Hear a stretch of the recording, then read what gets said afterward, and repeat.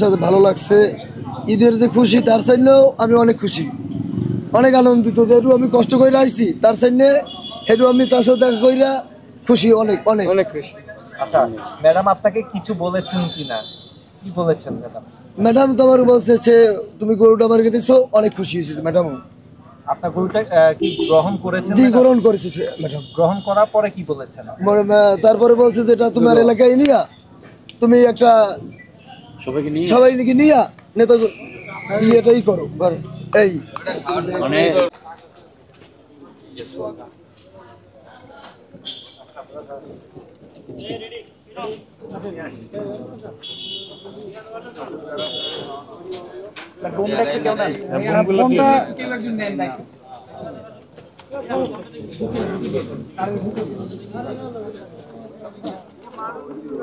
মানের সঙ্গে আপনি কথা বলেছেন, আপনি আপনার অনুভূতিটি প্রকাশ করুন যে আপনার আজকে কেমন লেগেছে। আমার অনেক ভালো লাগছে, তাদেরকে অনেক ধন্যবাদ।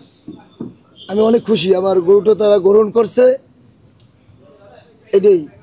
সোহাগ ভাই আপনার হাতে ব্যাগ দেখা যাচ্ছে, ম্যাডাম আমার কিছু পাঞ্জাবি দিয়েছে, উপর প্যান্ট পাঞ্জাবি গিফট করছে। উপহারগুলো একটু দেখান আমাদের, আমরা এই দেখা যাবে উপহার দিয়েছে, এটা আবার দেখা যাবে না, আমার ভিতরে রইল সামান্য।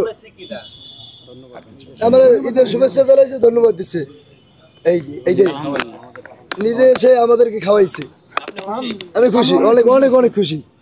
মানে ওর স্বপ্ন কষ্ট করে আসলেন, সেই কষ্ট সার্থক কিনা? জি সার্থক, অনেক অনেক সার্থক, সার্থকের বড় সার্থক হয়েছে আমার। এই যে গরুটা আপনি নিয়ে যাচ্ছেন এখন, যেমনটি বলেছে ম্যাডাম আর কি, যে আপনি এলাকায় যেই করবেন, তো এলাকায় কোনো প্ল্যানিং হয়েছে কিনা, এলাকায় নিয়ে কি করতে যাচ্ছেন? এখন পর্যন্ত প্ল্যানিং আমি নিই না, তারপর বাড়িতে কালকে যাব, আজকে রওনা দিয়ে তারপরে যাই এটা পরিস্থিতি করতে পারবো। আমরা যেটি শুনেছি যে আপনি একজন বিএনপির কর্মী, আপনি কি পটুয়াখালী থেকে সম্ভবত আপনি এসেছেন?